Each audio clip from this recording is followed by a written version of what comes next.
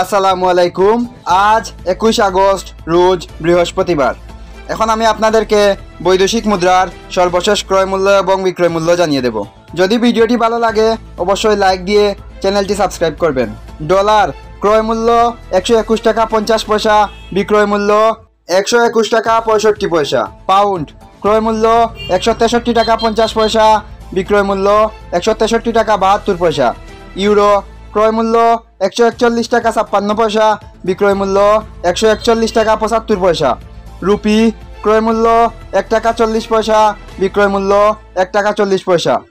Australian dollar ক্রয় মূল্য 78 টাকা 16 পয়সা, বিক্রয় মূল্য 78 টাকা 27 পয়সা।